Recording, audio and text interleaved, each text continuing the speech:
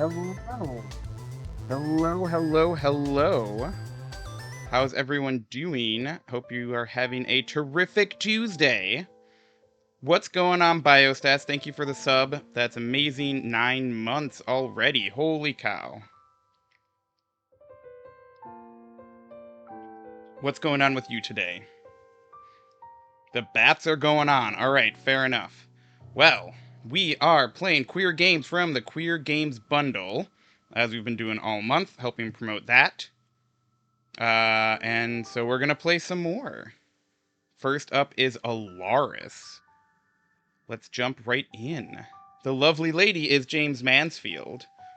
So yes, she made a plush, and so she is our monster plush of the week this week.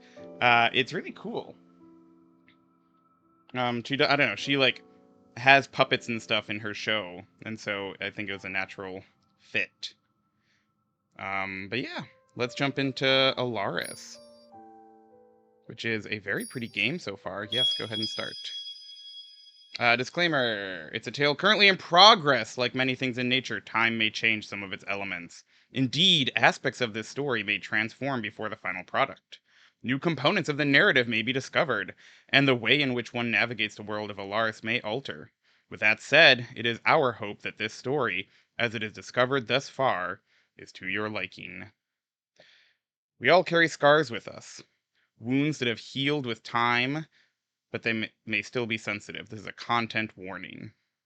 This is a story that may touch on some of these wounds. A tale that covers attempted assault, kidnapping, and stalking. A tale that contains mild language, violence, and sexual content. While it is not our intent to inflict harm through this story, we caution you to know your boundaries and the wounds that you may carry. Alright. Good content warning. The world you've come to is different now. Ooh, look at this presentation. In an era long past, dragons roamed these lands. I was not expecting dragons, I will tell you that, based on the starriness. But alright. Masters of the ether, harbingers of justice, keepers of peace. In an era long past, humans roamed these lands. But these beings were different from the ones of today. It is very cool art. These beings were selfish, ignorant, destructive. Thrust into a land beyond their control, humans created a magic of their own, one built from their own cunning. They called it technology. Here we go. Hell yeah, this is the shit. Technology was powerful. So powerful, it rivaled even the might of their dragon protectors. But their magic had a price. Oh-ho. Unable to harness the power of the ether, human magic stole from that of nature. Yep, it's Tech Bros versus Dragons. You're on Team Dragon? Alright, yep. Let's beat these Tech Bros. Stop, monster! How could you do this? What have we done? Chaos descended. Darkness spread throughout the land, poisoning the hearts of many. Until hope became a luxury few could afford. On a still, moonlit night, a ritual was conducted. One with the power to reverse the destruction that had ravaged these lands. But came at a terrible cost. And so marked the end of an era, and with it, the end of a powerful species. That's right. In an era long past. Wait, so is that it? Are we cycling through? Hang on. Oh, sorry, nope. It's thematic. But these beings are no more. And in exchange for their noble sacrifice, all others were slowly able to recover. And recover they did. What's this? Hey, look! Magic? Could it be? In an era long past, humans roamed these lands. These beings were selfish, ignorant, destructive. Self-sacrifice, indeed. But these beings were different from the ones of today. For you see, the dragons of lore left behind more than peace. They left behind their magic. Magic that humans could now access. With these newfound powers at their fingertips, humans carried on the legacy of peace left behind by the dragons. Thus began the dawn of a new age. At least, this is how the story of the world is told. Ooh. And you, stumbling before me, still so full of potential, how do you play into all of this? I see you do not even have a name yet. Oh? You do have a name? Very well. What is it? Let's go Nolan. That's me. Nolan. How strange. Rude. Then I shall know you as Nolan. And how does one refer to you in this world? It'll be he, him. That's all. Please choose all pronouns. I like this. You can enter multiple and custom. Excellent. I am all the more wiser now. And how would you like others to view you? See, this is how it should all be done. Right? There's a... None of this Pokemon, are you a boy or a girl stuff. Just say, like, what do you look like? That's it. It's great. It was pronouns. Yeah, Calamity is not how I like to be referred. But yeah, I'll be a man-son boyfriend, sure. I see. So, would it be right to say, Nolan prefers masculine terms and goes by he, him? That looks right for me. Is this right? This can't be changed later. Yeah, let's do it. Very good. Did you know humans believe the personality to be a mighty force, shaping much of their experience, their interactions, their relationships? They have been improving over time, but yeah, for sure. And that it double checked, and yeah, it's good.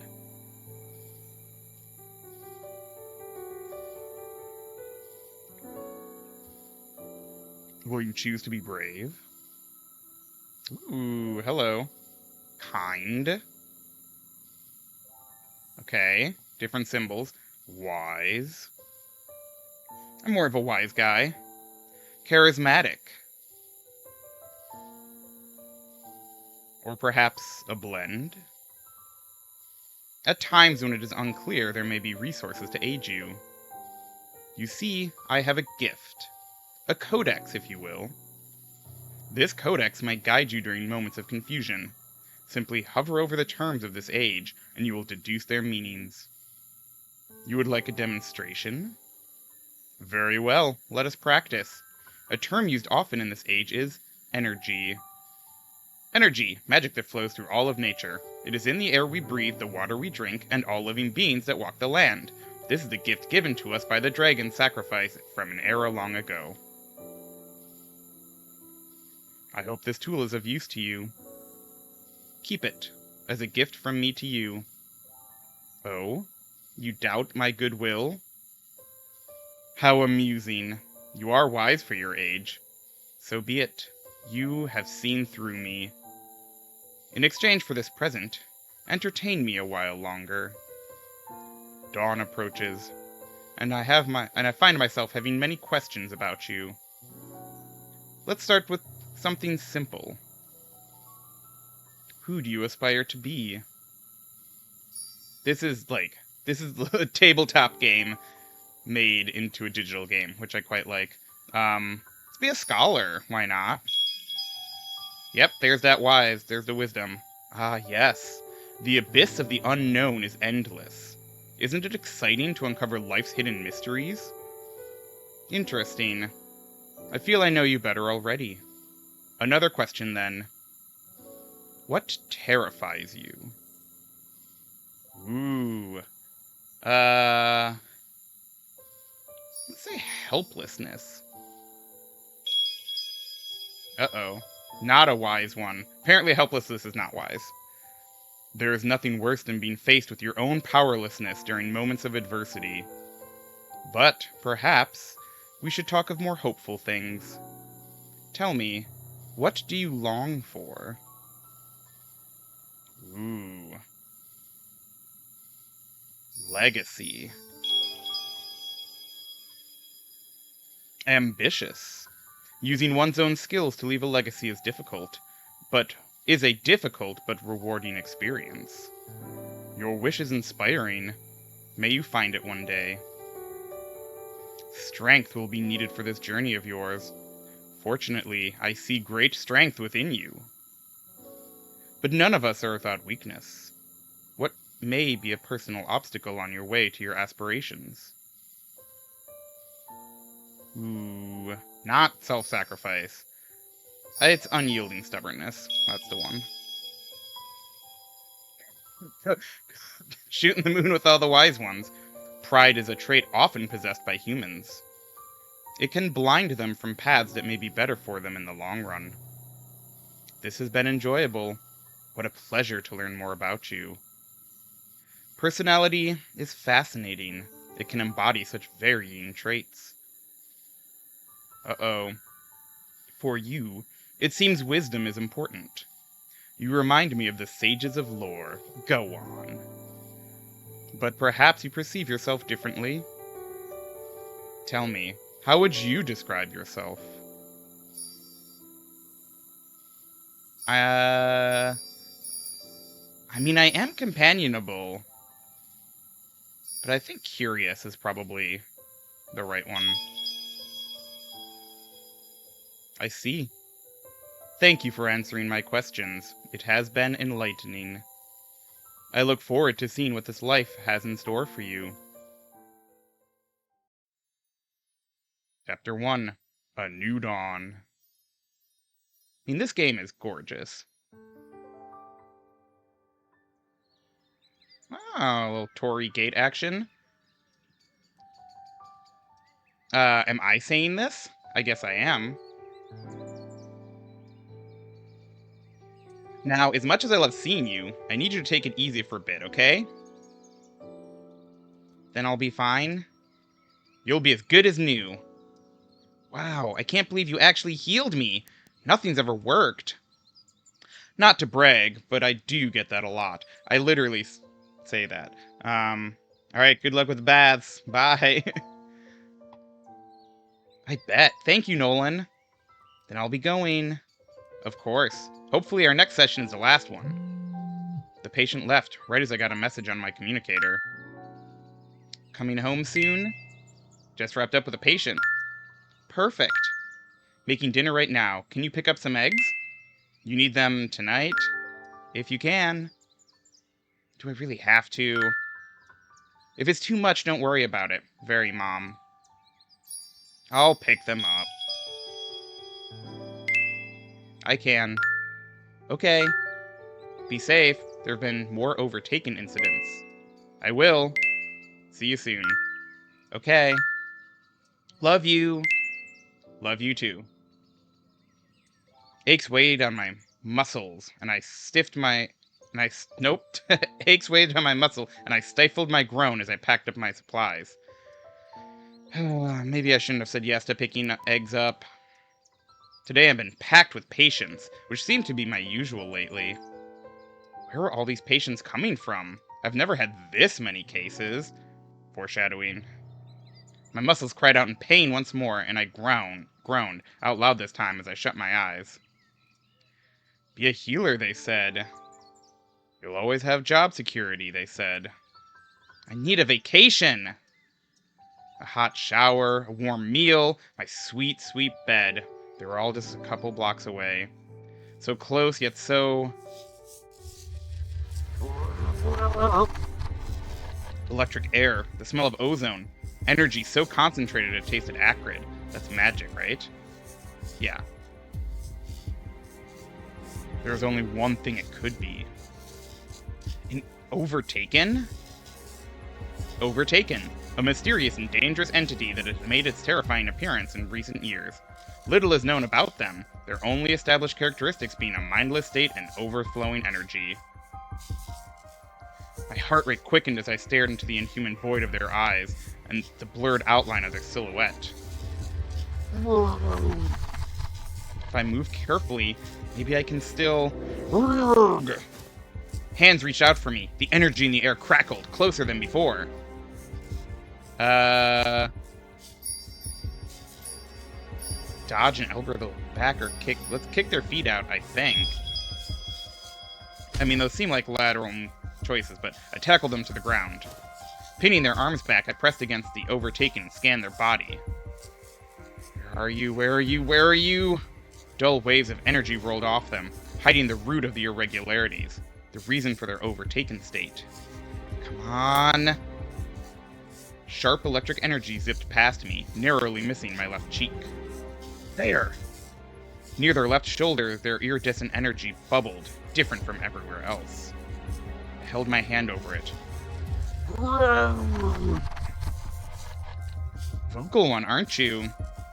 Just work with me here. Or don't. I channeled my energy towards their shoulder. The familiar warm feeling of my magic radiated from my hand. Slowly, mine intertwined with theirs until the bubbling settled. The overtaken relaxed, the sharp bolts of electricity ceasing soon after. Whew. Cautiously, I released them as I shifted my focus to their vitals. Everything seems stable. The overtaken incidents really are rising. This is the 5th one I've run into in just this month. Satisfied with this overtaken's condition, I stood, my eyes never leaving their form. Where are they coming from? Please, step away from that person. Ooh, voice acting! I jumped at the commanding voice and turned to see 2 people approaching me. Drakes? How did they get here so fast? Usually after I subdued an overtaken, drakes took much longer to arrive on site. Drakes, the protective branch of Central. Drakes are known for their physical proficiency and can be seen helping the townspeople with laborious errands. Most recently, drakes have assisted in subduing overtaken. But on second glance, I could tell these 2 were different. To start, one of them had horns. Hell yeah, a physical manifestation that strong is rare. Strength emanated from him, almost overwhelmingly so, from the self-assured way he carried himself, to his towering frame, to his deep emerald energy. But his partner was no less intriguing. Their energy was as brilliant as the sun, with a kaleidoscope of colors that was even more mesmerizing. It took all my willpower to look away. Are you hurt? Hot. Ooh, deep voice. I'm a little tired, but otherwise fine. Just got off work, so the last thing I wanted to run into was an overtaken, am I right? You seem to be rather calm right now. Overtaken are quite dangerous. Most find themselves overwhelmed when encountering one. Caution slowed his speech, sharpening his gaze. Were they suspicious of me? I guess it makes sense, given how difficult overtaking can be to take down. Oh, here, let's snooze for a minute. Believe it or not, I'm pretty used to it. This is my 5th encounter this month. That's quite the accomplishment. Even drakes can struggle to hold their own against the overtaken. Well, that's true if you're fighting the overtaken. But considering I was a healer, that was far from what I was doing.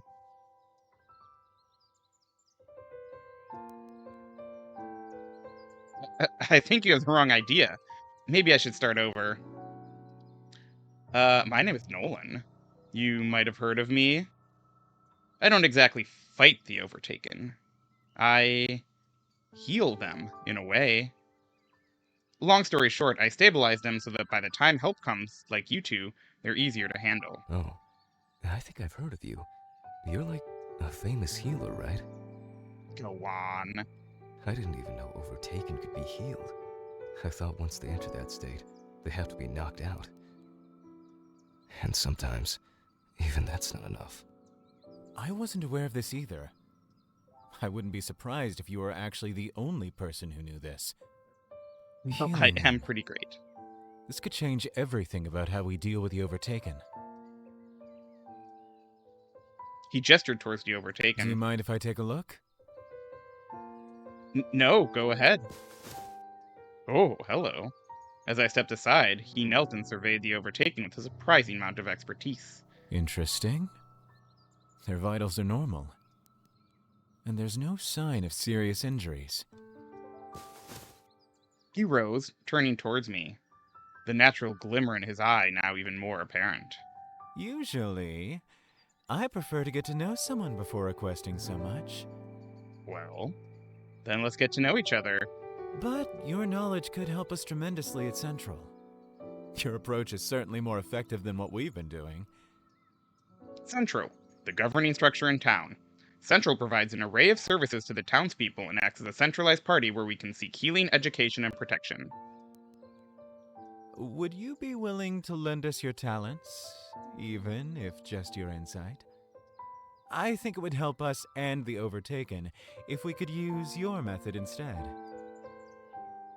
Though, I understand you must be quite busy, considering your renown.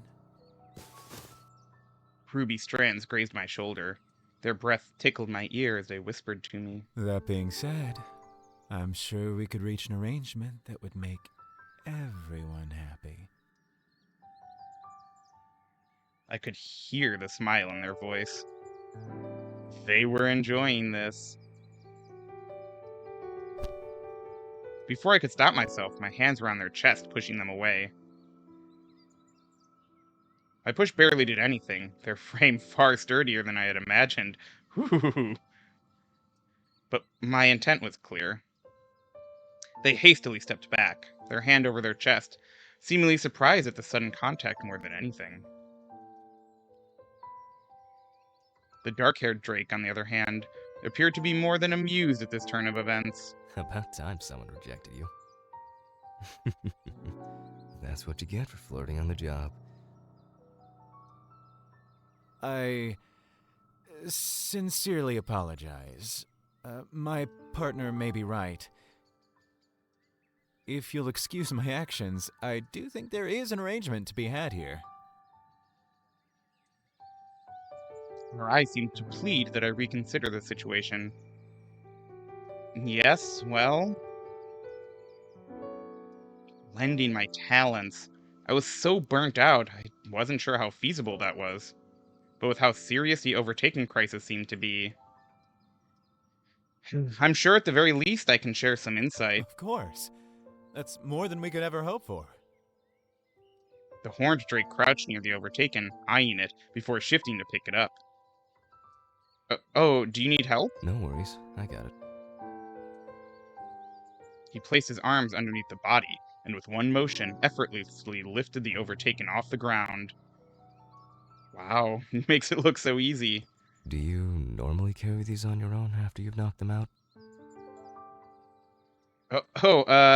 Not usually, no. So, then what do you usually do? Well, usually I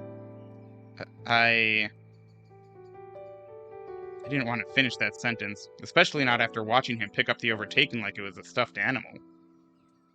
But now that I had started to answer, I had to see this through. Say it like it's the most normal, logical thing in the world, then he won't even bat a lash. Well, you see, usually I just leave them there. It almost worked. For a second he nodded, as if it was normal to leave unconscious overtaken in the alleys. But then realization settled in as he processed my words.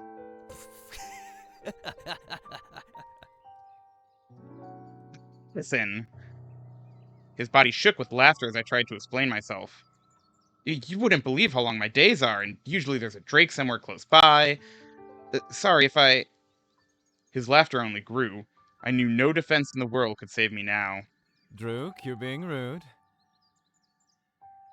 Yeah, Drook. After being scolded by his fellow Drake, Drook's laughter slowly subsided. Drook, is that your name? That's what they call me. The prick with the no sense of personal space is Kane. It's a pleasure to meet you. Nolan. We're both Drakes, but I'm sure you were able to gather that much by now. We can take this overtaken with us and handle things from here. But if you are free right now, we could also try and meet with Kimura. Kimura? Like the head of Central? My mouth went dry at the thought of meeting the intimidating leader. Don't worry. We won't let him bite. Just follow us, and you'll be golden. Hopefully your bad luck with the overtaken won't rub off on us. No promises. So flirty. As we walked, my muscle soreness, previously forgotten, returned with a vengeance. I sighed, acutely aware that we were getting further and further from the sanctity of my bed. Goodbye, bed. I'll only be gone for a little longer. Before me were the two Drakes I had just gotten acquainted with, and Kimura, the well-known and respected head of Central, whose time I was sure was hard to come by.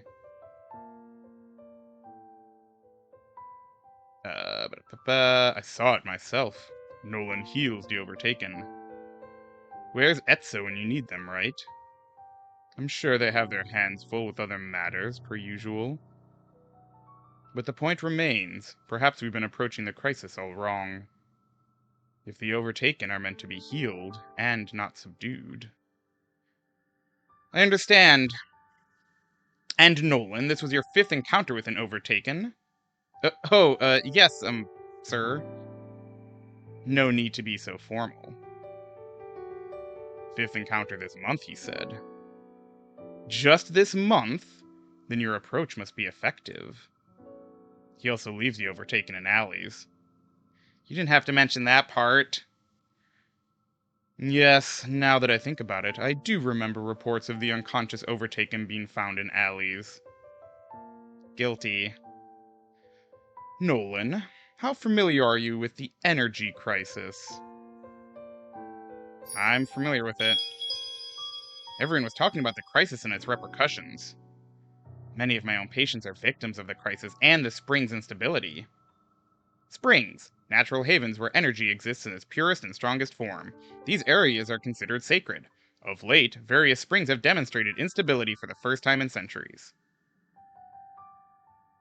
I know many have been affected by it, but what does it have to do with the overtaken?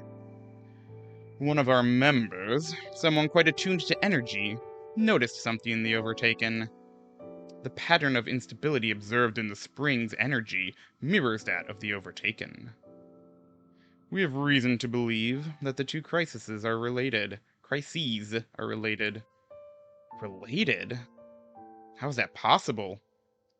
Does that mean by offering to help with the overtaken crisis, I'm also helping with the energy crisis?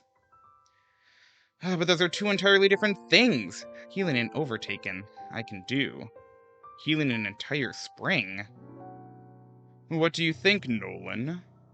I didn't know what to think. The two crises being connected was sending my brain into overdrive. It's a lot to take in, and we haven't given you much time to digest it either. But what I said earlier still stands. Whatever arrangement makes you happiest. Even if it's just sharing insight? Absolutely. And I can start this week. You sure? There's no rush. We're asking a lot from you. I'm sure. After all, this is important. I'll help whenever I can. Ooh. Wait. Clicked on something weird. In that case, I'll arrange for a meeting between you and Etza tomorrow. The sooner we can relay this information, the better. Let us know if there's anything we can do to help. I nodded in response as the others ended the meeting. So the overtaken and the energy crisis are related?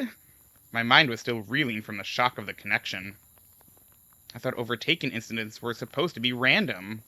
If they were related to the energy crisis, then the overtaken were just one of many awful consequences to the energy crisis. During the meeting, Kimura had implied another. A world without energy. Countless legends warned of the era when humans had no magic. Dark clouds that loomed over the sky, greed that corrupted everything it touched. I didn't want that. If I can change things for the better, why wouldn't I? You took the words right out of my mouth. It's so sexy.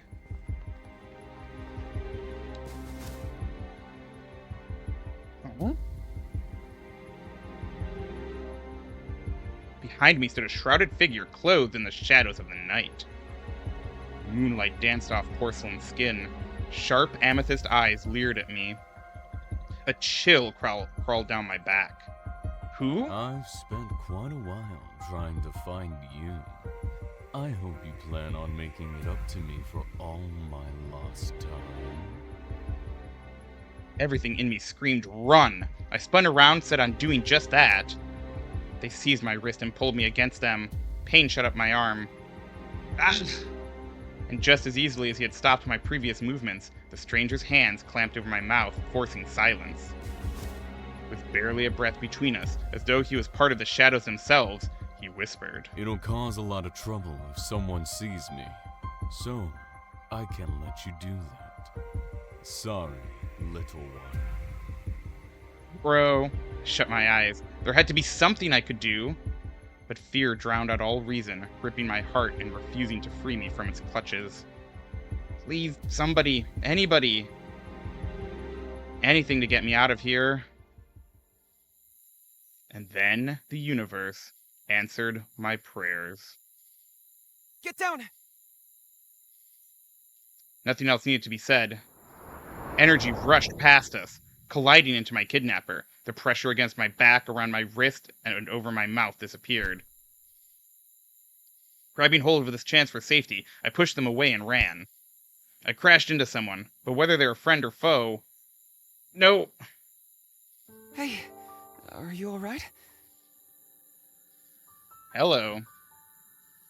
As I came to my senses, turquoise hair and a matching set of crystal eyes faded in and out of vision. His hands reached for me, but stopped. Where? Who? Wait, the coffin was gone. I turned my gaze back over the alley, only to find an empty street. They're gone. Looks like they ran away. I could barely hear him over the sound of my heart thrumming against my eardrums. With enough force my head ached. Adrenaline coursed through me. A tingling sensation crept across my face as the events that had just unfurled sank in. Do you know that person? He spoke in a quiet voice, not dissimilar from the stranger earlier. And yet, his voice was so distinctly different. For the stranger from before spoke in a low, raspy, rushed manner. The man before me was gentle, clear, tempered. I shook my head. They came out of nowhere. I tried to leave, but they... My voice shook as I spoke. Are you hurt?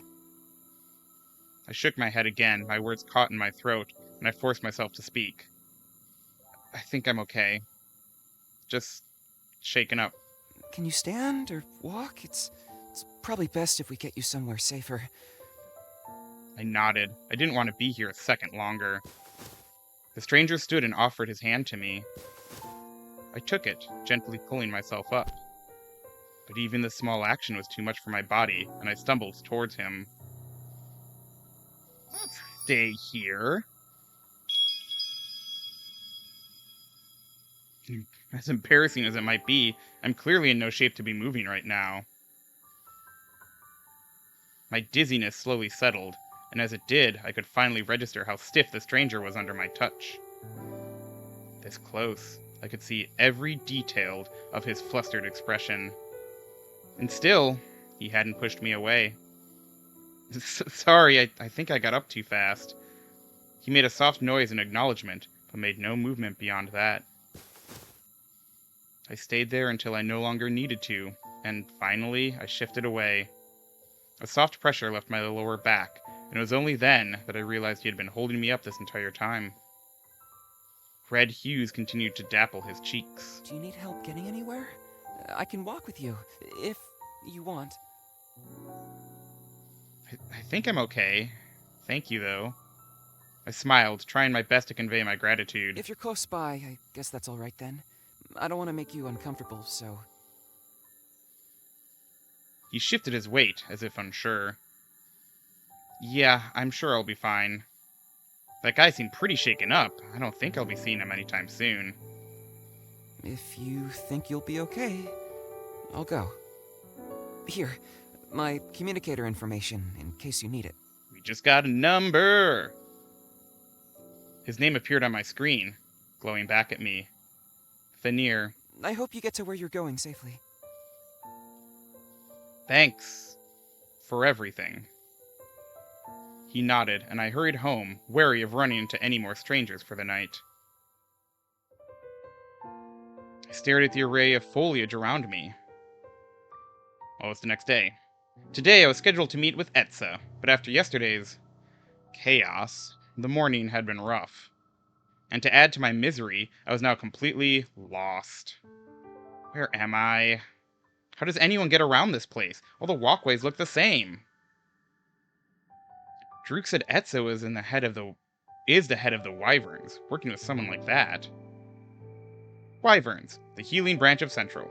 Wyverns are known for their mastery of energy and or potion knowledge, and are often sought for their ability to create blah blah blah. Are often sought to create their blah blah.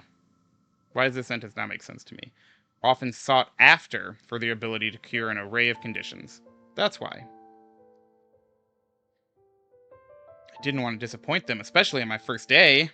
But at this rate... No, it's okay. I still have some time before I'm late. No need to freak out. Okay. Sure, game. Let's go down the left hallway. Hello, can I help you? At this point, I was no longer surprised when a kind soul tried to offer me directions. I turned, only to stand face to face with an ethereal beauty. Long, lavish robes hung elegantly from a tall, slender figure. White, glistening hair perfectly framed striking aquamarine eyes. I stood in awe. This was no ordinary kind soul. This was an angel. The angel's brows furrowed slightly. Can I help you? Oh! I snapped out of my trance. What is wrong with me? Hi, actually I'm supposed to meet with Etza? Do you happen to know where I could find them? Ah, you must be Nolan. How do they know my name? Maybe they actually were an angel. Noticing the surprised look on my face, they chuckled a smooth, alluring laugh. I nearly fell for them all over again. Sorry. Allow me to start over. I'm Etza. This angel was Etza? It's an honor to finally meet. I've heard so much about you. You've heard about me? If Druk told them how I'd leave overtaken in alleys, I swear to... You're a bit of a household name around here. Nolan, the healer whose powers rival even our head wyvern. And to think you've even healed the overtaken. It's an honor. Etza bowed, a gesture that was almost regal on them. I'll bow back, yeah. I returned the gesture, as if on instinct, and bowed back. Hopefully it looked as graceful on me as it did on them. Please, I'm just doing my best to help. There's no need to treat me as someone so special. My heart skipped a beat when Etza met my gaze. The stories I've heard would disagree. But if that's what would make you more comfortable, I'm happy to oblige. Etza turned, gesturing for me to follow them. Come, I'll show you where we're to meet. Ha! I was close. I was about to head down this walkway before Etza showed up. We made a seemingly endless amount of turns. Yeah, there's no way I would have found this on my own. Thank you for saving me, Etza! What was that? Oh, nothing. Oh, Etza, I've been looking for you. That's about the other day. Thank you so much for my help. My son has been feeling... As we made our way to their office, I couldn't help but notice the attention Etza received. Calling it overwhelming would be an understatement. Do they deal with this all the time? And yet, they hardly skipped a beat as they murmured words of acknowledgement to everyone we passed. Then their crystalline eyes turned to meet mine. Here we are. I stepped inside, and everything, from today's worries to yesterday's fatigue, to burdens I'd forgotten I'd carried, melted away. In its place, there was only peace. Would you like something to drink? Could I have... coffee? They nodded before turning to make themselves a cup of tea. Your office? Do you like it? I've never felt anything like it. It's like it was made to calm me down. In a way, it was. Their musical chuckle rang through the air. I could feel myself getting addicted to the sound of it. I spent a long time getting my office to feel, well, less like an office and more like me. Whatever they had done, it worked. The way the energy in here moved, softly and delicately, emulated Etza's own demeanor. Here. They handed my drink to me, and I thanked them as we both sat at their desk. So tell me about your experiences with the Overtaken. Well, just in the past month, I've encountered 5 Overtaken. I've picked up some self-defense over the years. As a healer, I'm sure you can relate to the occupational hazard. Patients that lash out subconsciously, whether from the pain or utter confusion. I could only imagine how many times Etza had experienced that as a wyvern. So, usually when an Overtaken attacks, I can at least subdue them. That's when I try to find where their energy is off. Do you mind explaining what you mean by off?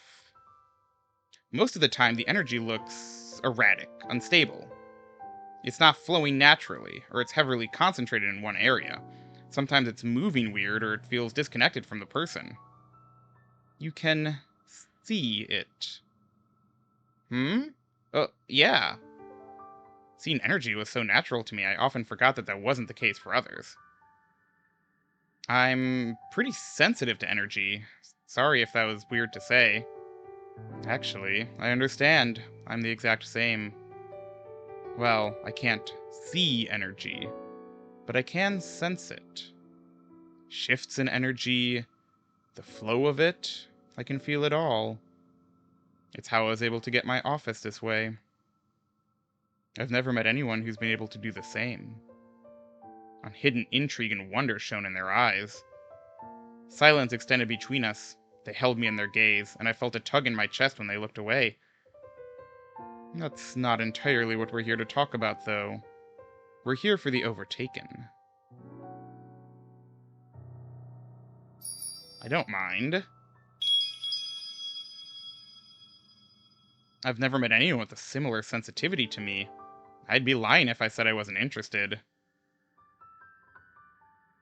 Even their hum was melodic, as they paused deep in thought.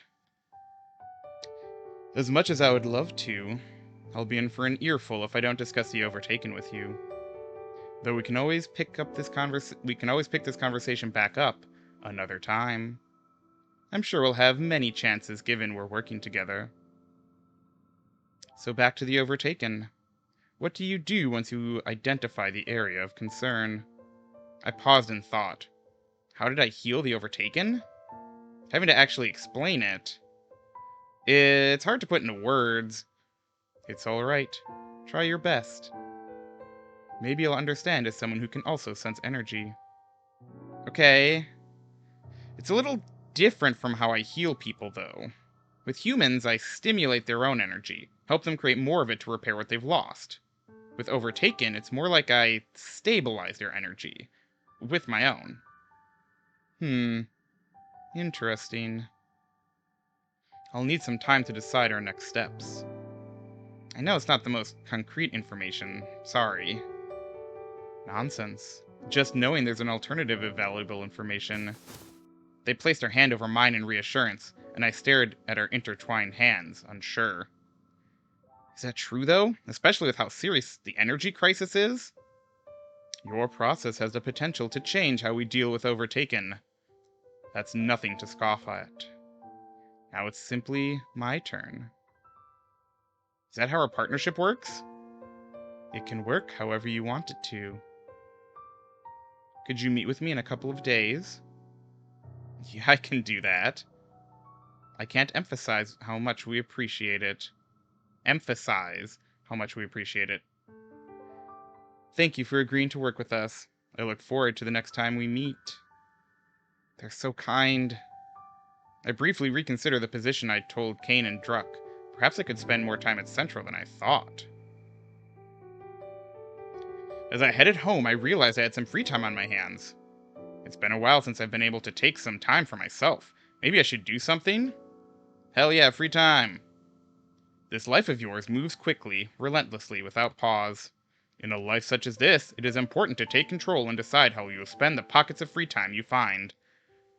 Perhaps you will explore this world, visiting different places every day. Or maybe you will find comfort in only one place, creating a safe haven for yourself to return to whenever you please. Choose how to pass your time, and who to spend it with. But beware, for love is a fickle thing, and rejection is a pain that few can master.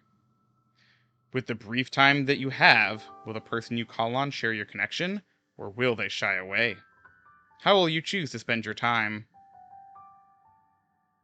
Okay. Market, cafe, river, or flower field. I'm gonna go to a cafe. Sounds nice. The cafe sounds nice right now. I could use a pick-me-up. Oh, should I invite someone? Yes, yes, yes, yes. Okay. I want to invite Kane.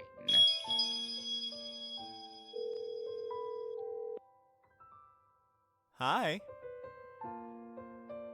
Hey, Kane. Are you busy right now? I always have time for you. I rolled my eyes. Through the communicator, I could hear Kane snickering to themselves. Well, I had some time on my hands and was about to head out. Is that so? Yeah, but the person I was thinking of inviting doesn't seem to be behaving right now. Oh? What a shame. I would have loved to come. Will you be good? Aren't I always? Do I have to answer that? They laughed. All jokes aside, I'm preoccupied at the moment. Damn it. I'm terribly sorry. I hate to reject an invitation from someone as lovely as you. Oh. I'm flattered, though. Please, think of me next time you'd like to go somewhere. I'll try my best to make it up to you. Mm-hmm. Thanks for letting me know, Kane. Well, there's no point in getting too hung up over it. I made my way to the cafe on my own. When I arrived, I was greeted with the fresh smell of coffee, vanilla, and sugar. After placing my order, I waited for the barista to call my name as I quietly observed the small crowd of customers in the cafe. Nolan! I approached the counter and picked up my drink. Satisfied, I left the cafe. I walked home for my last patient as night approached. The town lights slowly came to life, pushing back the darkness of the shadows. As I walked, I clutched my bag close. This scene reminded me of my attacker from last night. My steps echoed through the empty street. Should I take a different way home? No, there's no guarantee that it'll be any safer. The area I was attacked came into view, and my grip on my communicator tightened. But as I got closer, faint glimmers of starlight danced in the air. What was that? Inspect it. I stepped forward, when a figure standing nearby caught my attention. Adrenaline rushed to my temples. Heart racing, I turned. I wasn't about to relive that encounter again. A flash of gold struck past me.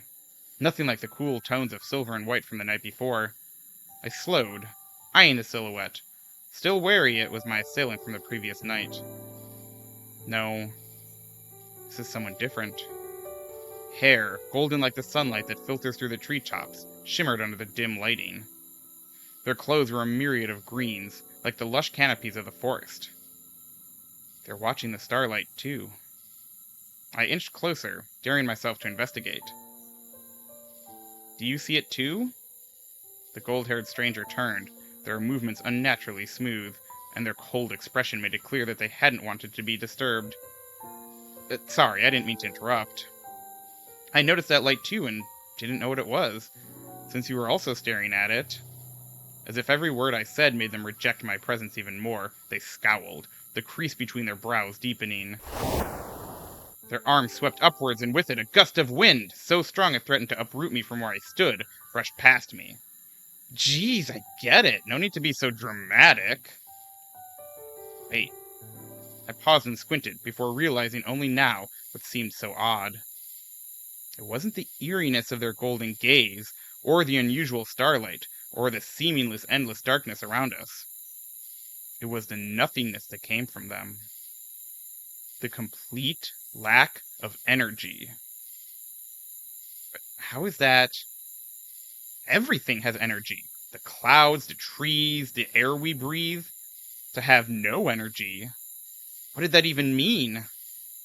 Questions rushed through my mind, but they were ones I had no intention of answering. After last night's attack, I wasn't going to spend time with yet another unfathomable stranger. I ran, focusing only on my destination. A single word echoed through my mind, repeating itself over and over. Safety. I weaved through the alleys and corners, my breath growing shallow from the physical and mental toll. But I pushed past the strain. I had to. The only thing important to me was getting home. That's Mom? Sure. Are you sure you're all right? Worried hands gripped my shoulders, forcefully turning me around as Mom inspected me. My heart thudded against my chest, finally slowing down from the adrenaline. Yeah, I'm sure. I made it home. I may have been in the safety of my living room, but my mind was elsewhere, specifically where that starlight and stranger were. Who were they? Where were their energy? How could they cast magic without it? A headache-inducing storm of questions swirled in my mind. I thought I wouldn't need the answers, that these questions and any desire to answer them would be left behind when I ran. But it was clear that wasn't the case. Mom pulled me from my thoughts and into a hug. I'm so glad you're okay. I told you, didn't I? I tried to flash a reassuring smile, failing miserably as I grimaced instead. What happened? You burst through the door in such a rush, too. I told her about tonight's mysterious stranger, their investigation of the starlight, their magic, and their lack of energy. No energy? How is that possible? Exactly. Maybe they have a special kind? One that even you can't see. Maybe. But as I uttered those words, I knew I didn't believe them. Something tugged at me. Something about this stranger was different. Well, whatever the reason, it's a mystery. You know what they say about mysteries. You don't remember? No, am I supposed to? Grandma used to recite this to you all the time when you were younger. Clearly, she needed to recite it more because I have no idea what you're talking about. Well, it was just another thing related to her superstitions. But it went something like this. Not all mysteries can be explained by the logic of man. Some mysteries, beyond man, have no logic, have no fate. In the face of such, keep your wits close, but do not trust them. Trust not yourself nor your senses, your time nor your wit. For where time has stopped, but its flow has no end. For when passion calls, but hate runs deep. Heed this warning and do not wait, for laws of nature and laws of man have no logic and have no weight. Unease crawled down my spine as her eerie words hung in the air. Sounds creepy. Maybe I forgot it for a reason. Now you'll never forget it. I'm sure I won't. If only Grandma were here now, what would she have to say about my no-energy mystery? Oh, she'd probably go on about those creatures she was always talking about. What were they called again? Ah, that's right. Fae. Yes! The back of my head tingled. Fae? What a strange word. Chapter 2, High Noon. All right, I think that's actually a great place to pause. Always got to leave them wanting more, because we got more games that we want to see. But this is really great. I definitely want to check out more of it.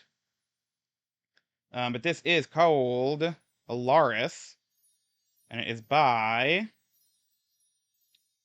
Crescent Studio. So go check that out in the Queer Games bundle. Let's move on to our next game.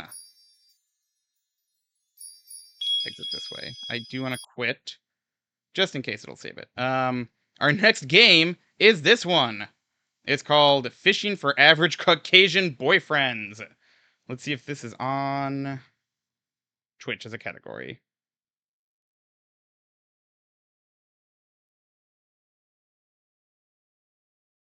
Here it is. Hell yeah.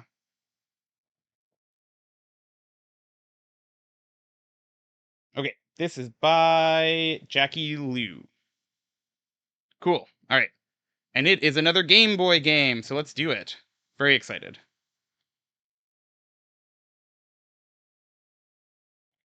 Okay.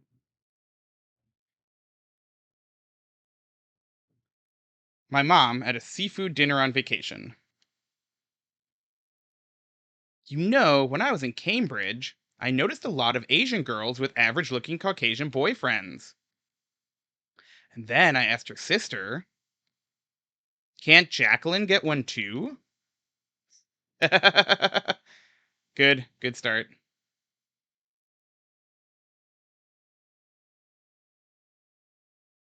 Fishing for average Caucasian boyfriends. I'm not sure there's any sound. Should there be? There we go. There's sound. It's just past sunrise. The air is cool and the grass is dewy. I have a long day of fishing ahead. Let's fish! Oh my god, it's so cute! I'll need to wait a bit longer to catch something. Press A repeatedly to reel him in. You caught a fish!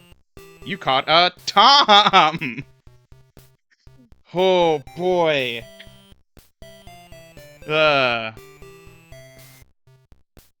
We'll get along if... Pizza! Let's fish again. We don't need a tom.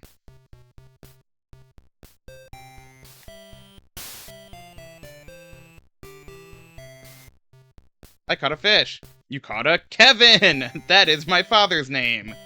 That's fun. Hey, do anything fun this weekend? Nope.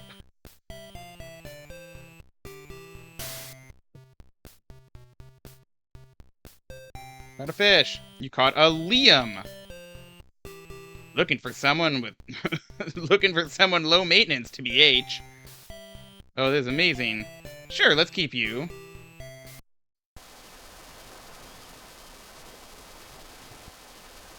However off-putting that statement was, I think she meant well, in her own bizarre way. I'm getting older. She probably just wants to see me not be so single for the rest of my life. Sure, let's fish again. This may be the extent of the game. I caught a fish. I caught a Mike. Hi. Mike seems nice. Are these different endings? Perhaps. I do notice so many Asian girls in tech with their white boyfriends who are, with 95% chance, software engineers. No shade at all. It's been me in the past. As long as it's healthy, go nuts. Have a blast. But why is it such a canon event? Why is it the thing to aspire towards?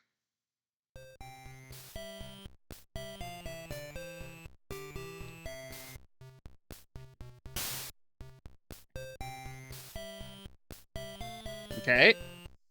Ooh, a Daniel. What if I painted you green and spanked you like a disobedient avocado? Hell yeah. Alright, Daniel. Let's fish again.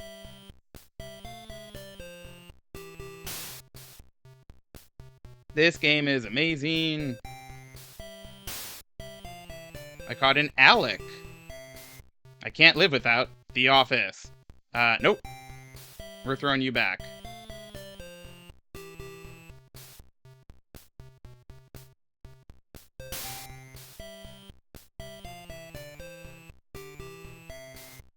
You caught a Mike again. Drinks tonight, beautiful? Sure, let's go with Mike. So we date Mike for a while again. I guess I feel like there's always something I'll dread about being with a cis, straight, and or white man. Even if I do like them. I feel like there's always something I'll need to shrink about myself. My ambitions? My neuroticism? My queerness? Could they understand the way my family ate in silence during dinner? Could they get the weight of having to be absolutely everything at all times?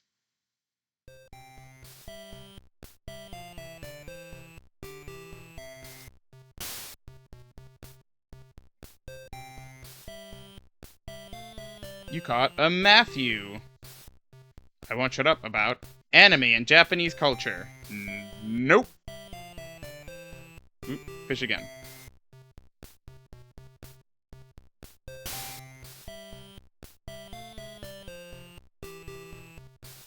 You caught a Dylan. Oh, he's cute. Not looking for anything serious right now, haha. It's fine. You can go with a Dylan. Oh, what am I looking at? What's this photo? I'm so uninspired by playing along the rules. But it's always scary to veer off. How will I know what to say? How will I know what to do? Who makes the first move? It's just as friends, right? How could I possibly tell my parents? Ooh, intrigue.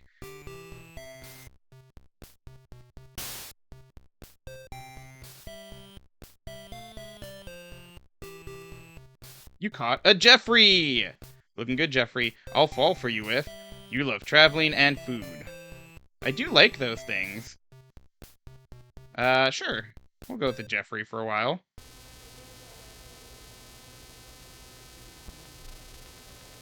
It's hard to feel hopeful after being hurt.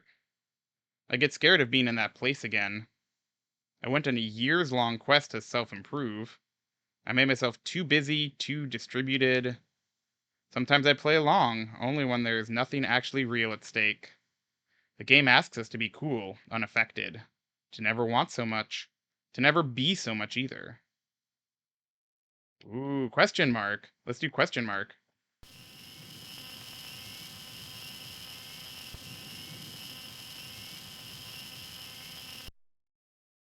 I think I have all along been looking for that third option. Not playing the game, but not giving up entirely. I've been staying so low to the ground. There's less distance to fall from that way. But recently, I surprised myself by doing things I never thought were possible in my life. Maybe I can let myself be surprised here too.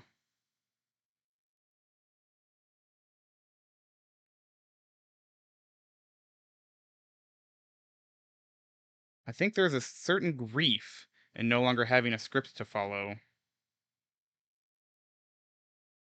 or a timeline to referee. There's a grief in the upending of the rule sets that have come to be so familiar.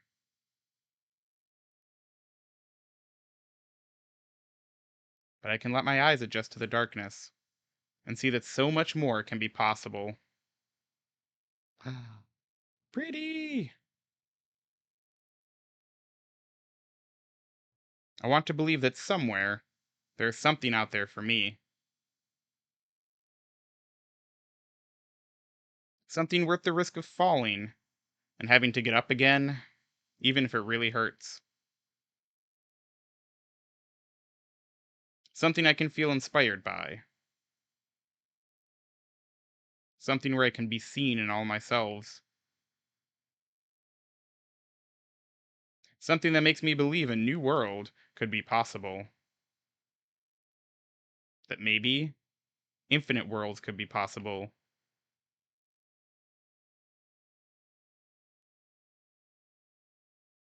Ooh. Let's take the top one. A story by Jackie Liu. JackieIs.online. Wow. That was great. I absolutely loved that little game. Cool. Let's take a quick stream break, and then we'll come back and do some more queer games from the Queer Games bundle. But yeah, if you've seen something you like, definitely go to fellasisitgay. I think fellasisitgay.com will also work. But to get the Queer Games bundle, it is nearly 500 pieces of software and entertainment and zines and tools and toys and all sorts of fun stuff. It's made by 271 queer artists, and all the money that you spend on the Queer Games bundle goes directly to those queer artists. So it's a really cool way to help ensure that more queer art will happen in the future by giving a queer person money. Turns out it's that easy. So definitely check it out. And we'll be back in about 5-10 minutes to do some more. So get up, stretch, get some water, get a beverage of choice, get a snack, do your things, and meet back here in a little bit. Bye!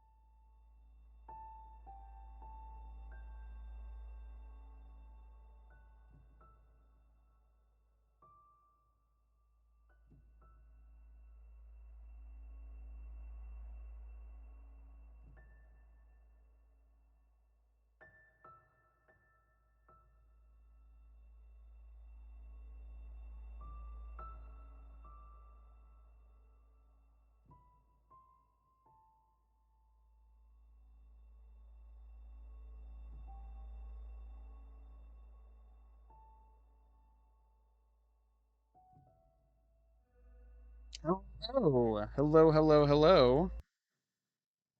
We are back, and we're going to play a game called HITME by Ziri, also in the Queer Games bundle. So yeah, let's go ahead and start it. Oh, actually, hang on. There was a cool intro, so let's see if we have to reload to see that. I think we do.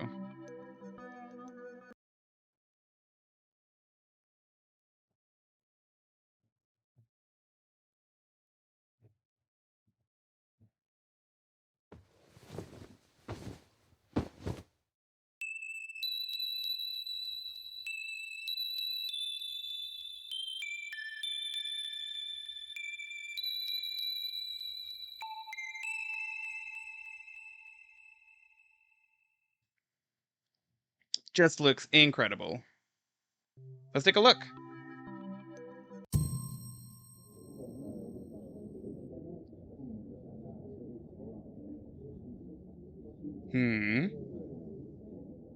Some interesting ambient sound.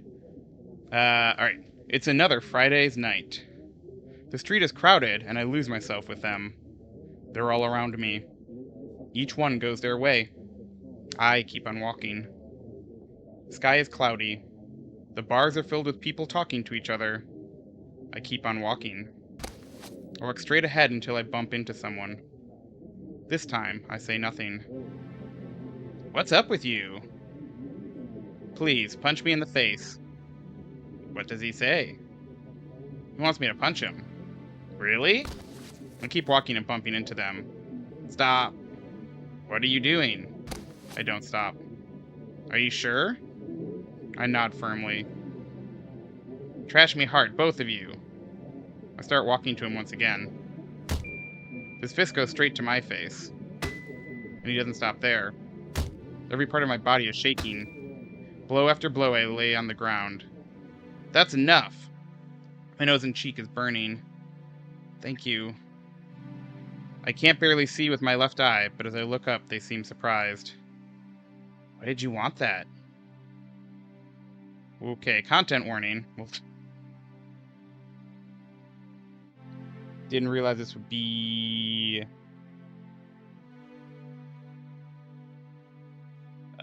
like this kind of a game, but... throw up some resources in chat.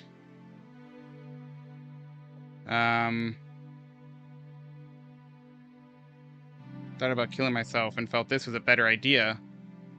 You're not wrong. He offers me his hand. Do you want to have a drink with us? Sure. I take his hand and stand up.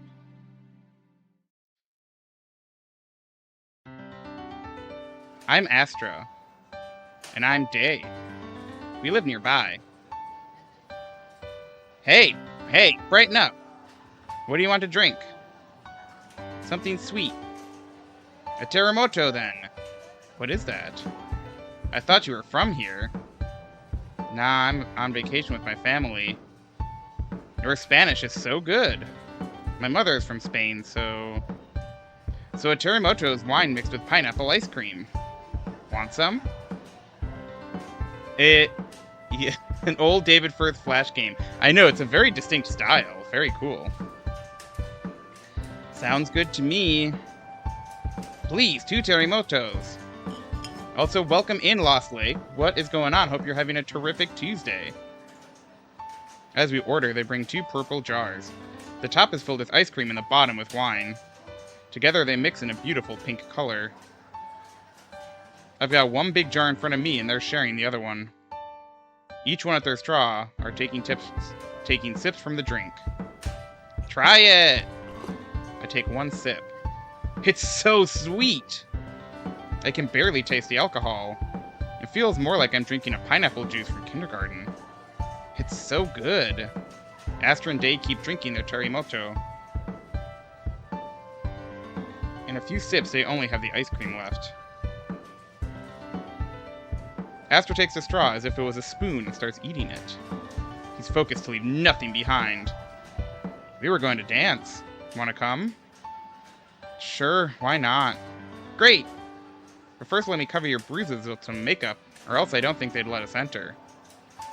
Focused. Ugh. Boy, you didn't hold back, right? Shut up. Done. You look great.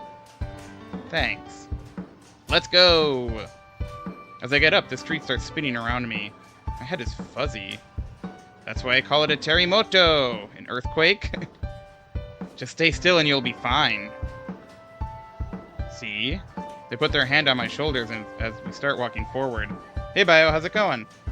The other game, I really liked it. Looking forward to playing more of that. And then we also played a small game in between called Fishin for Average Caucasian Boyfriends, which was also very great. And now we're on to the HITME. So welcome back. Hope you're doing well. They put their hand on my shoulders and we start walking forward.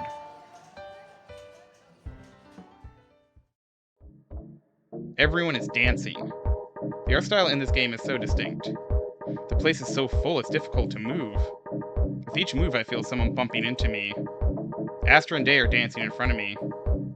Effortlessly they move along the music. I keep moving with them. Should create a fishing for compliments game. That's gotta exist. I do like the idea though. arms and chests keep bumping. A strong fan tries to cool down the place, but it hardly does anything. The heat overflows the place and I feel my mouth dry. Let me buy you guys some drinks. As I turn around, I bump into someone and drop his drink. What do you think you were doing? Sorry, I didn't mean to. Is this some kind of joke to you? I already said I'm sorry. I can buy you enough. Before I finish the sentence, he punches me in the face. My left eye is burning again. With the lights changing so fast, I can barely see where the punches are coming from. But they keep coming. I try to dodge his punches, but they always find me. The bright colors from the club are slowly fading away. Suddenly, the punches stop. Day's grabbing the angry man's hand. Literally hit me. Yeah. Hey, he didn't ask for it this time, you fuckface. Day hits back. They start exchanging blows left and right.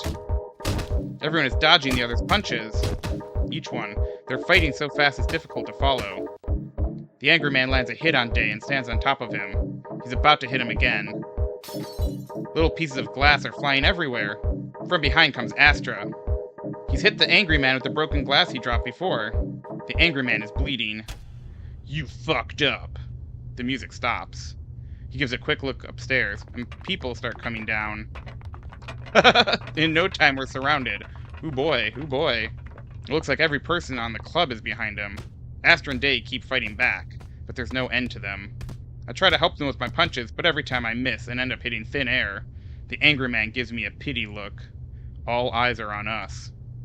Fuck.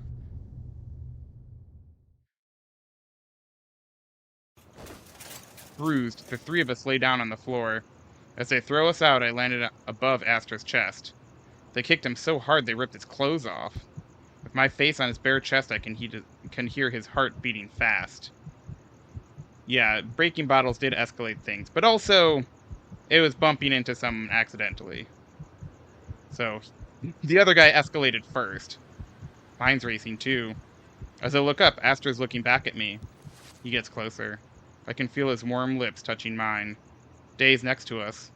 He turns his back on me and gives a gentle kiss to the wound I have on my neck. It's getting late. Do you want to stay at our place? I nod.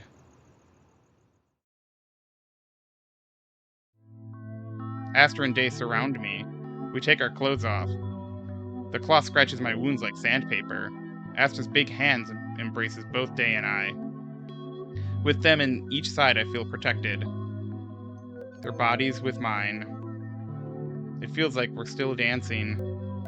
Every part of my body is burning. It's a familiar feeling. But now the heat is deeper. Day keeps kissing me. His face is strongly pressing down my chest. With his hands, he caresses my thighs. I feel like I'm going to explode.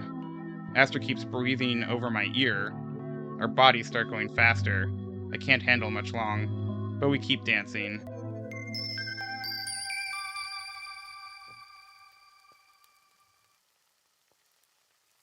Day is preparing breakfast. The smell of warm bread fills the room. Hell of a unique porn plot, it's true. It's a sunny day. He's making toast with butter and eggs. Astra's already on the table eating. The living room is so bright it hardly seems the same place. We sit together, and I remember. Yesterday's night, I start blushing. Does it hurt? Astra's helping me putting some bandages on. Oh, God! An eye patch. Gently, he covers my left eye with a patch. But it still hurts. Ouch. In a few days, you'll be fine. So what are you going to visit this month? We wanted to go to Cerro San Cristobal to visit La Virgen. Maybe also go to... Oh, ring ring. My phone's ringing. I answer my phone. Where are you? Sorry, I stayed late last night. We're leaving at 11. Be sure to get here on time. Sure, see you there. I turn the phone off. In a few days, you might be able to see again. Uh-huh. Sorry, it was my mom. Seems I have to leave soon. Are you sure you don't want a second round? Wink. Here's my number. Call me if you want us to beach you again. We can also take you around Santiago. Here's mine. We didn't ask, but... How long are you staying? I don't know. It depends on my mom. Just be sure to let us know when you know. We can't let you leave before we make you a big party with lots of terremotos. Yes, that's right. Don't forget. I won't. It's a promise then. I would love to. I nod. Before I leave, they hug me. Take care.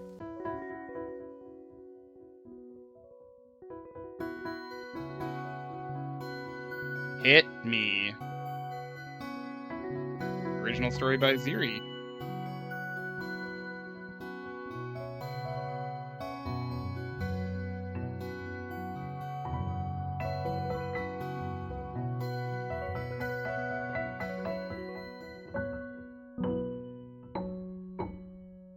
No, I think it's over, but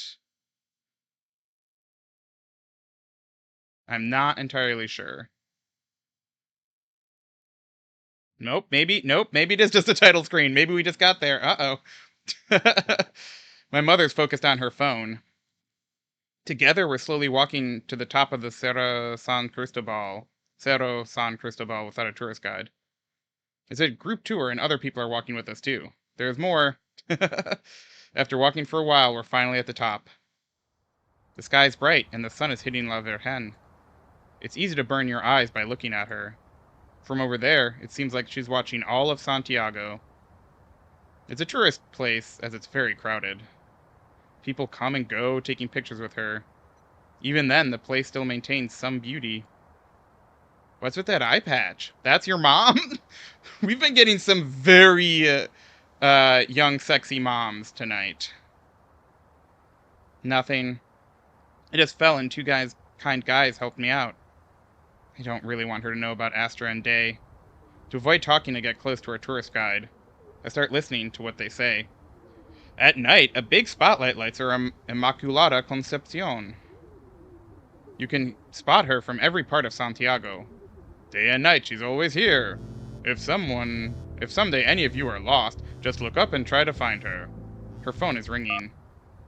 Oh, hi, Carlos. You silly. Are you there yet? Okay, I'll meet you there in 5. It's Carlos. He's waiting for us. My mom starts walking away. Before I follow her, I take a final peek at La Virgen. I don't really want to meet anyone else.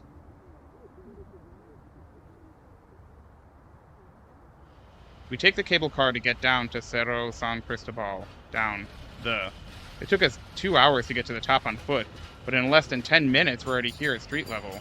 My mom keeps looking at her phone. If I had known that we'll be meeting Carlos, I'd just stayed at our hotel room. Next, we're at Patio Bella Vista.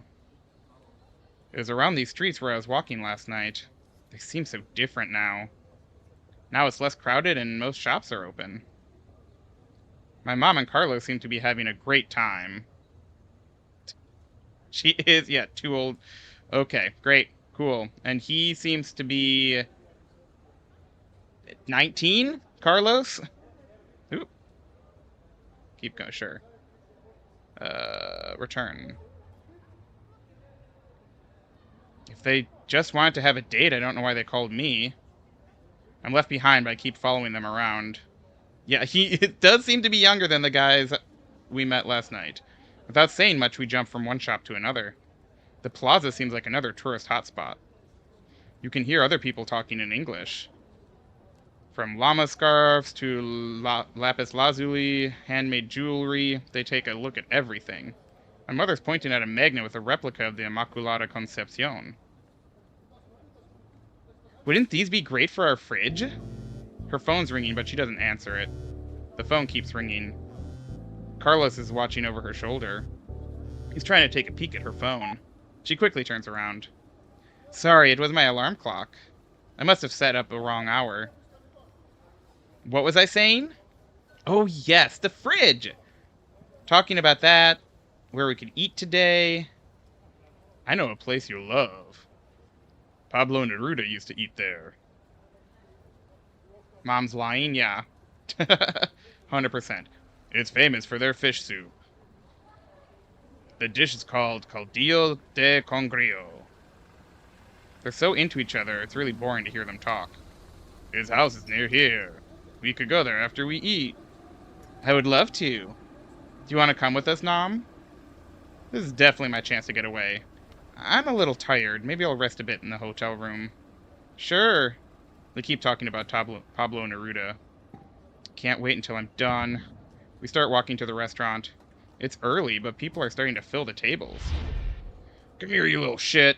Someone's shouting behind us. As I turn around... Oh, Day! And the jerk from last night. He's running as fast as he can. Following him is the angry man from last night. His lips are bleeding and Day's smiling. He's trying to catch Day, but he keeps on running away. Sorry, I have to go. I don't want to take my eyes off and lose them. So into each other, it's boring. How old is the main character? Yeah, truly. Let me know when. Before she finishes, I start running. I keep running and running. Where are they going? They're not stopping, but I don't know how much longer I can keep with them. I can barely breathe. Corner after corner, I follow them. They turn right and I can no longer hear their steps. You stupid. This is a dead end. The only dead end is this! Day charges to the angry man and punches again his lips. He tries another punch, but the angry man catches his hand. And with the other one, he starts punching Day's face. They still haven't noticed me. Silently, I start approaching them. I'm so close to them. I clench my fist. I throw my punch, aiming for the angry man's head. As my fist approaches his head, I see my fist drifting away as I fall to the ground. What's with all of you? Oh boy, you're bad at punching things. The boss starts kicking me to the ground. Great. Before I know, Day picks up my hand. We start running. As we were about to turn the corner... Shit!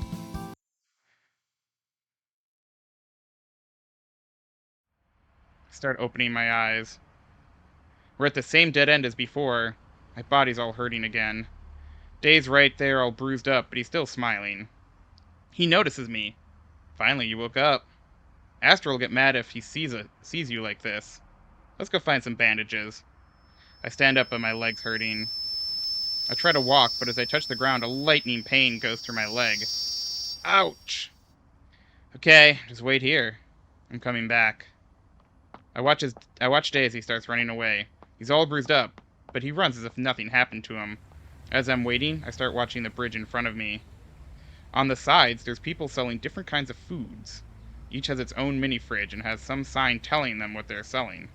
I try to read them, but they're so far away I can't. It's close to lunchtime and everyone seems busy. There's one person in particular that has gathered a very big crowd.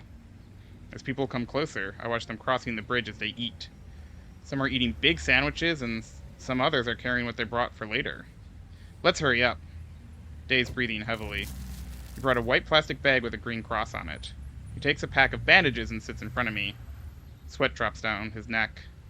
What's the hurry? It doesn't look like they're coming back. I've never seen Day as serious and concentrated as he is right now, in all of the one day that I've known him. He's applying the bandages as quickly as he can. He's really harsh. What happened here? Shit. Nothing much. We just got beat up by the same angry guy from last night.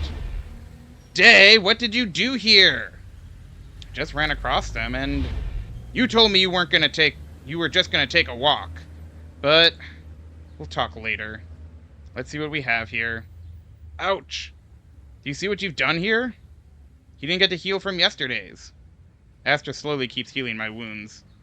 His touch is so soft to the skin. As I watch him taking care of my wound, I notice he's carrying a blue mini-fridge with him. Oh, this? That's what I sell. He opens the box and an amazing smell comes out of it. Here, take one. That looks good. It's an empanada. As I touch it, it's still warm. It has cheese, tomato, and some soy meat.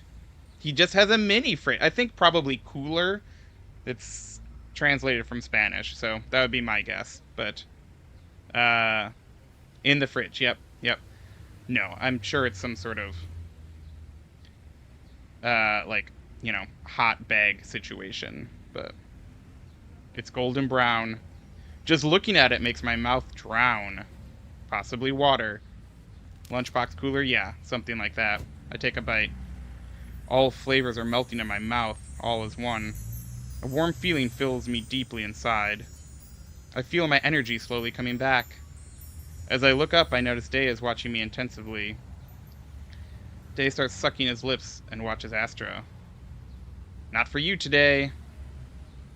He looks down. They're amazing. Come on, Nom. I made them this morning. They came straight from the oven. Bite after bite, I start feeling better. Before I take another bite, I watch Day. His eyes are crystal clear. He wants some of this empanada. Don't you even think of sharing it. That's all for you. I take a look at the empanada. I don't want it to end. I take the last bite and feel all my energy has come back. It's lunchtime. Do you want to come with us? I have to sell all these. I nod. Day helps me stand up. But his leg is. As I take my first step, my leg is no longer hurting. Feels like the empanada was magical. Let's go. We're on the middle of the bridge I was watching. Astra has set his blue mini fridge on the floor. On top of it, he's put a small sign with empanadas times 1,000 handwritten on it. Under the bridge, there's a small river passing by. It's almost dry, and only a few strings of water are running. All across the street, there are people selling food. On the other side, there's a big crowd I saw before. They're all gathered around one person. What are they selling? They're selling hand rolls. It's like sushi, but in a burrito deep-fried form, so you can eat it all in one go. That sounds so good. Oh my god, I get it. I guess he is a street vendor, yeah. Everyone is going gaga with it. Oh, it sounds tasty. A couple stands before Astra. They seem to know him. Please, can we have 2 empanadas? Astra opens the fridge and carefully takes one out. Slowly, he puts it inside a paper bag and gives it to them. Then he repeats the process again. He's so gently taking the empanadas out of the fridge that, strangely, it makes me feel protected. Don't forget the wipes. You're really bad at punching things. I know. Sorry. No need to be sorry. At least you tried. There's people that would not hit the air even if their life depended on it. You only need to focus. But I do. It's just that my hand ends up going the other way. Let me teach you. I nod. First, we have to start from the basics. Ring, ring! I accept the call. A sushi taco. Yeah, sounds real good. On the other side, I hear someone crying. It's a familiar sound. Sorry, I have to go. Are you okay? I don't know what to say. I just look to my side. Take one of these for the way back. Astra gives me an empanada and Day gives me a hug. Thank you, guys.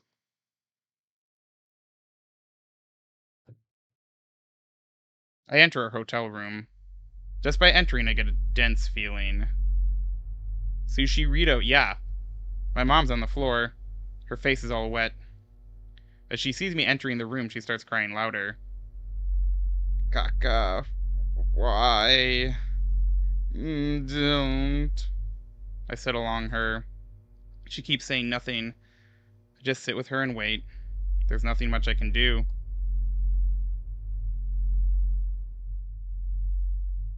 After a while, her breath seems to be slowing down.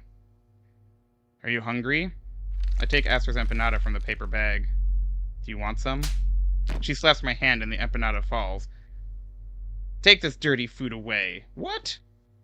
The empanada hits the floor and breaks in half. All its insides are splattered on the floor. I lay down and try to pick up the pieces with my hands. My mom starts talking, but I don't listen.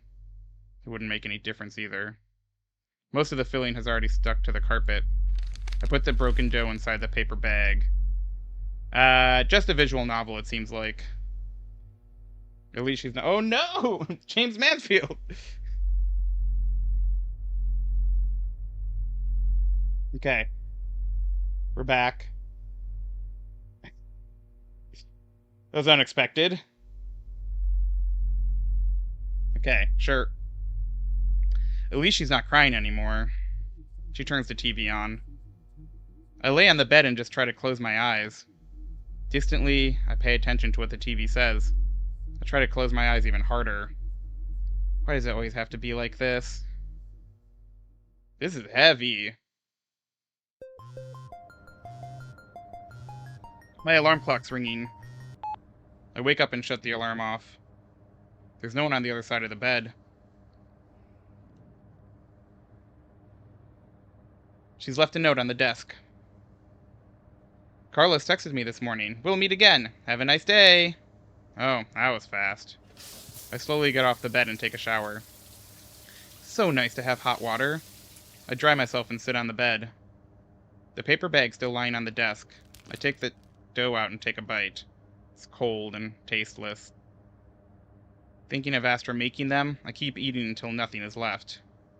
Laying in my bed, I think about what I should do today. I remember they gave me their number. Who should I call? Let's call Day. I cut Day off yesterday in the middle of his teaching. I should call him to apologize and let him finish. Who's this? Hi, I'm Nam. Are you free today? Yes. Great, let's meet at the park next to the bridge we were on. See you there.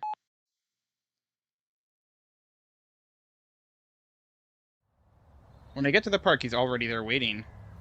Let's keep going from where we left yesterday. Today's gonna be a punching lesson. Are you ready? I nod. Okay, first, we're going for the basics.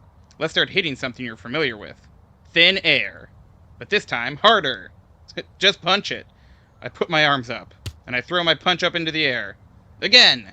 But with all my energy, I try once again. That's so bad. It's like you're drifting away. This time, try to step harder on the floor and turn your hip around. Keep your shoulders always facing forward. Now, punch! In my mind, I go through all his directions. Step hard, turn my hip and shoulders forward. I think I got it! Now! I go through each motion as I turn around. I fall to the ground. There's so much work to be done here. Day grabs me by the arm. You need to put them here.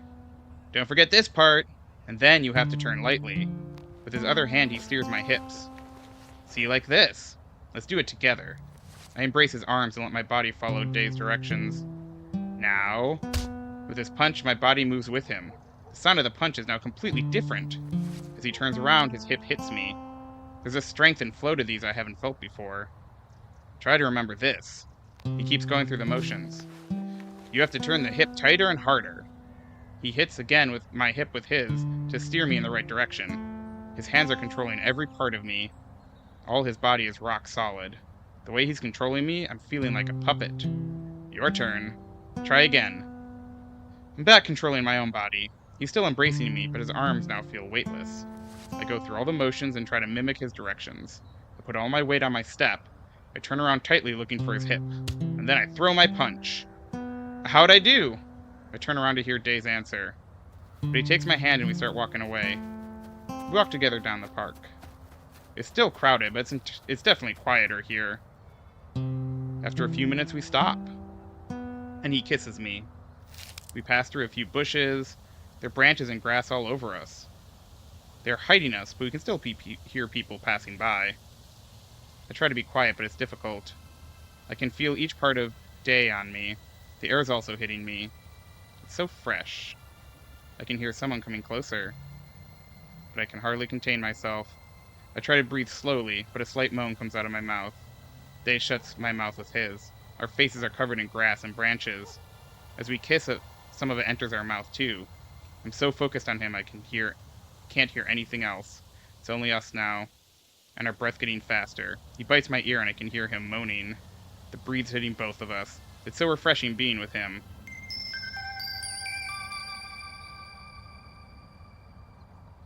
So there are some choices. We walk to the bridge.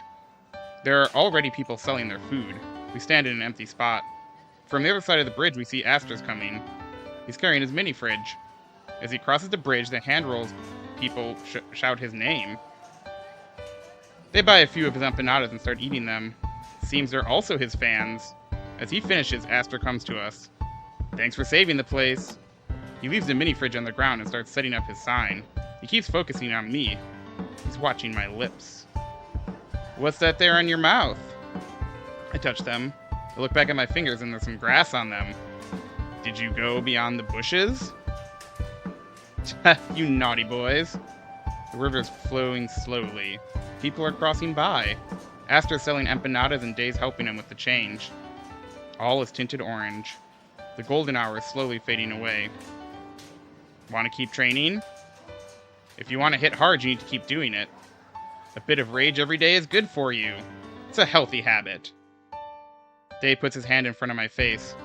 Punch this as hard as you can. But as hard as you can. I remember the class from today. I put my strength on my feet, and as I turn around, I try to focus on Dave's hand. I punch it. You need more anger. Feel something you hate. With you guys, I feel protected. Think deeper. There's always something. I close my eyes and try to focus. The last rays of the sun are hitting my eyes, turning all my vision red. Ooh. I feel my hand suddenly tight.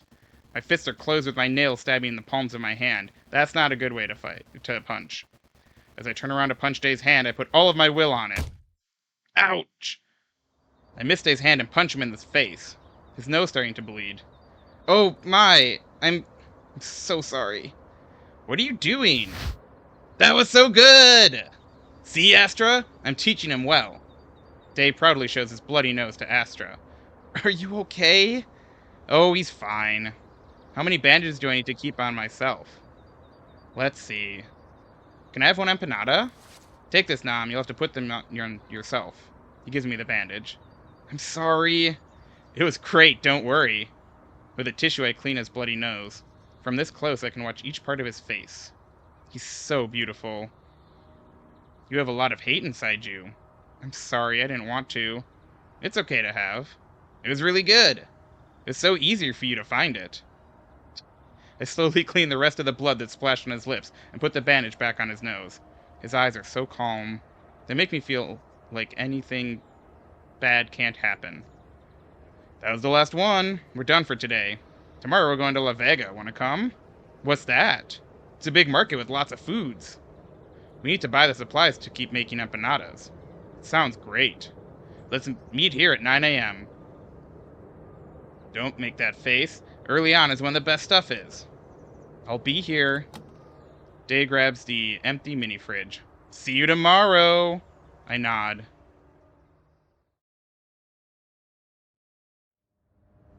I'm back at the hotel. Mom's packing her bags. We're leaving tomorrow. I already bought the flight. But pack your stuff. I already have plans for tomorrow. We need to be at the airport at 9 p.m., so if you still got time to go. She keeps putting her things inside the bag. Uh-oh. Someone is furiously kicking our door. I look to my mom and she puts a finger on his lips. She wants me to be quiet. I know you were there! Open the damn door! Her phone starts ringing. My mom shuts it off as soon as she can. See, I can hear you. Let me in. I run to the hotel phone and call the reception. But no one answers. The door's starting to break as the kicks don't stop. The chain's holding the door from opening. Through the slit I can see Carlos behind the door. It's getting louder and louder. Each of his words are full of spite. You let me come in or I tear this down.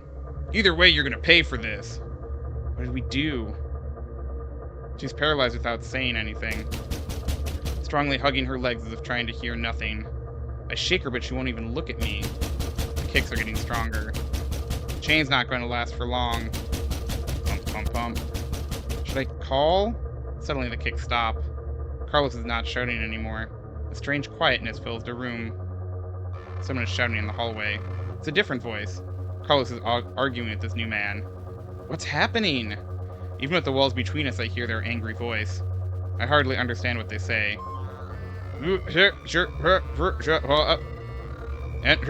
Kill you. She still says nothing. I don't know what we should do. No,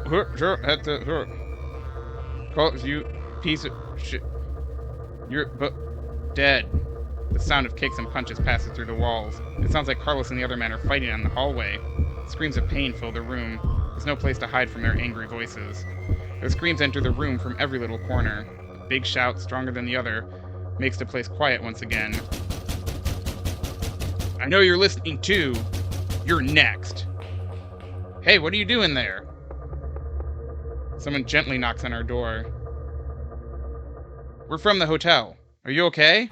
My mom runs to the door and opens it. Between the opening, I can see a man lying on the floor. I don't know who he is. You'll have to come with us. She leaves the room. I don't know what happened, but the room's empty once again. I lay on the bed and hide myself under the blanket. I close my eyes as hard as I can and try to think of tomorrow's plan. Whoo! I wake up to the sound of my alarm clock. My mother still hasn't come back. There's another note on the table. Oh, then she did come back. I'll be gone today with a friend. I'll go straight to the airport. See you there.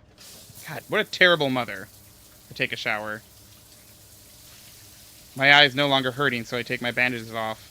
I put all my things in the bag. It's already 8:30 a.m. I should be going. It's a bit cold. The river is flowing with more water than the day before. As I stay still, I feel my body getting colder. I don't want to go home. You're so early. Dave's behind Astra carrying a big shopping cart. He doesn't say a word. Each part of his body tells me he would rather be sleeping than being here. Let's go! Astra tells me La Vega. It's only 15 minutes walk from here. At this hour, there's not many people on the street, but the road is full of cars. I'm gonna miss walking with him. Here we are. This is La Vega. I'm in awe of how big it is. Amazing. Each part's filled with everything. Fresh vegetables and fruit. A cat sleeping above a big pumpkin. All is full of color and life. This way. Astra walks straight to the shop all the way down the market. There's a shop with a big red sign. Tomatoes, 200 pesos a kilogram. That's really cheap. Astra takes a plastic bag and gives it to me. Can you help me? Sure. Take the bag and fill it with tomatoes. Just pick the ones that aren't ripe. I nod. Put my hands inside the big box with tomatoes. Most of them are soft and squishy. I start carefully touching them. The ones I feel hard and strong I put inside the bag. I can see why Astra likes to be early for this one. A few hours later, this box will only be left with ripe tomatoes. Little by little, I fill the bag. It's already heavy. Astra pays for it along another bag of tomatoes he filled himself and a bag of bananas. Dave's sitting on the floor with his head on the shopping cart as if it was his pillow. Astra puts the bag inside the shopping cart. Next stop! Dave barely opens his eyes and starts following Astra. He's about to crash with a person crossing by. Watch out! Without opening his eyes, he dodges the person and keeps walking away. As we arrive to the next stand, the vendor watches Astra and smiles. Casero, good to see you. What do you need? Astra takes a paper list and starts reading.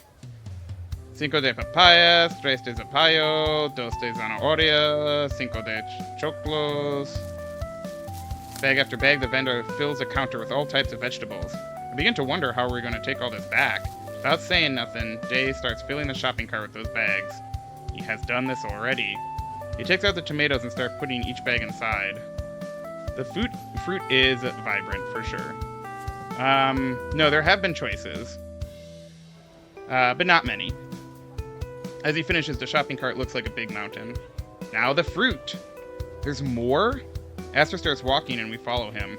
The shopping cart is much thicker than before, and Day pushes it as if it was filled with the same tomatoes as before. Day keeps walking with his eyes closed. I steer him in the right direction so he doesn't crash with other people. Oops. There is a step I didn't see. Seems the fall woke him up. When we arrive, Astra's already buying the next batch.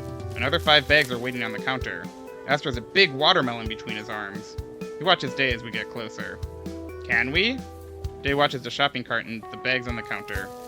As I see them worrying about how they're going to carry the bags back home, I get closer and take a bag. No! You're our guest! But I can No.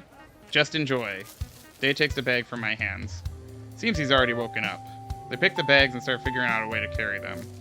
Day stacks the bag on top of the shopping cart and takes the 2 other bags of fruit on the other hand. We slowly walk back to their home. Astra's carefully embracing the watermelon with his hands. Dave's protecting each bag with his body so they don't fall down the shopping cart. The sun is at its peak and a small smell of fruit surrounds us. Sweet smell of fruit. Perhaps. As we enter their home, Astra and Day unload the bags on the kitchen. We're sweating from the long walk.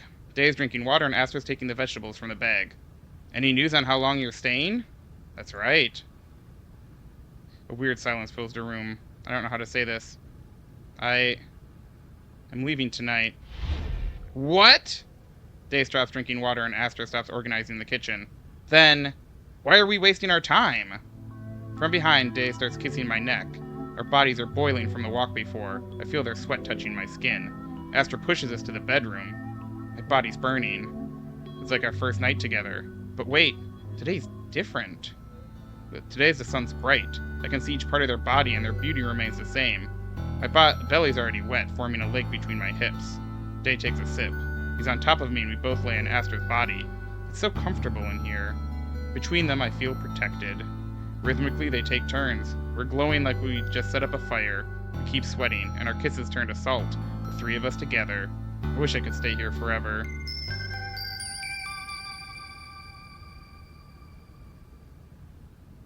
The sun is already setting. Astra split the watermelon in half. You can't leave with an empty belly. Astra offers me a big piece of watermelon. It's so refreshing. Day's sitting on the table eating some too. He seems serious. If I'd known you'd leave today, I'd prepare something special. Ring ring! My mom's calling. I already made the check-in. Ooh. I'll be waiting here before the security check. Okay. I hang up. Seems I have to go. We're dropping you at the airport. You don't have to. We don't know when you're seeing you again. It's settled. Wink. I go to the hotel and take my bag. I look around to see if my mom has left something, but she's already taken all her stuff. We take a bus together to the airport. Along the way, Day stays silent. He hasn't said anything since we left their home. Is he angry at me?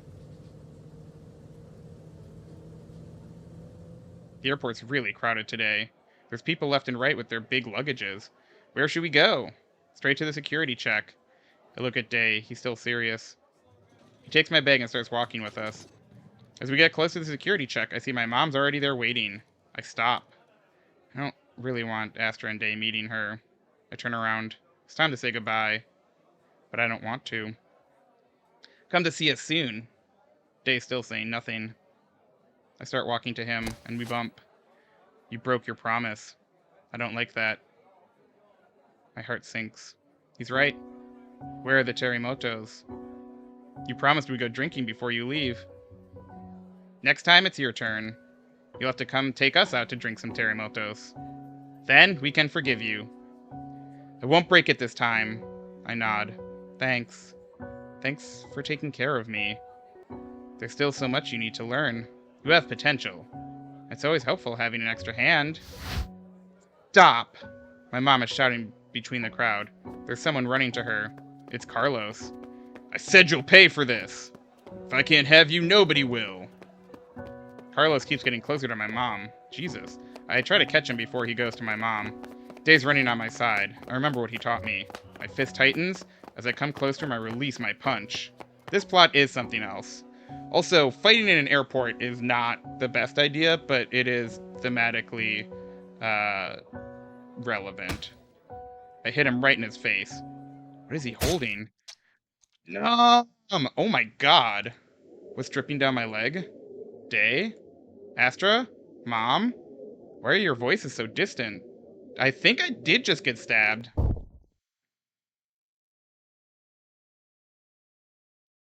What?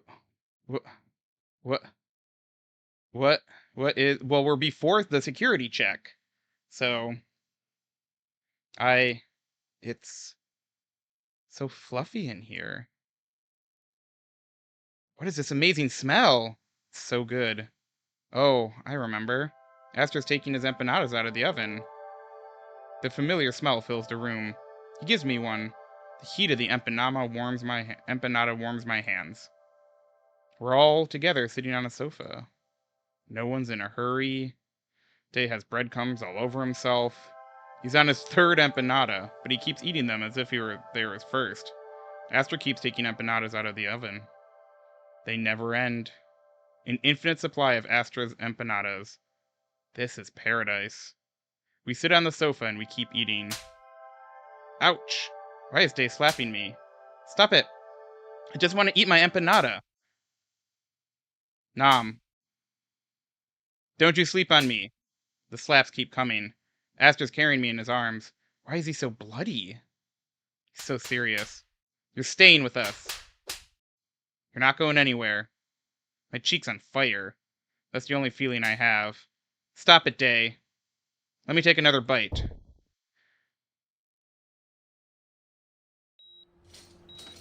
I was just making a new kind of hand roll. Tired that they're always the same. But I don't know what happened. Don't worry. Would you let me try this new hand roll when you're out there? What's he doing here? What are they talking about? Where am I? My head's fuzzy.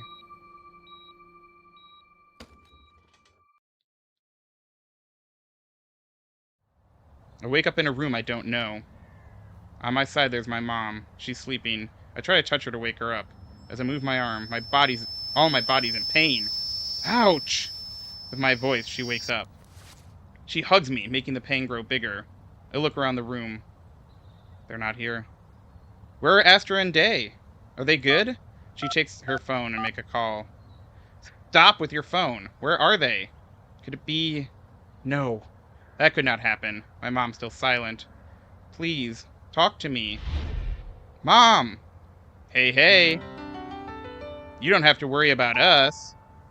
We'll always find a way. Astra's looking at my face. Haha, your cheek's still red. It had to be done. You had to stay with us. They did so much for us. They beat Carlos down and carried you over here. Miss, you really have bad taste in men. You should learn from your son. Wink.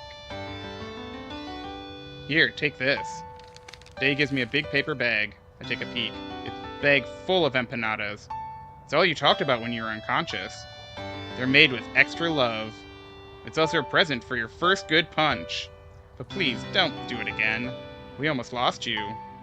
I prefer you keep drifting away. I try to grab one, but as I move, the pain comes back. There's something attached on my hips. Ouch! What's this? It helps closing down your wound. The stab from Carlos was pretty deep. But in a few weeks, you should be fine. I'll be coming back home tomorrow for some work. They told me you can stay at their house until you recover. Is that okay? What a terrible mom! Yes! I nod. I nod again. We'll make sure he's doing fine. It's already his home.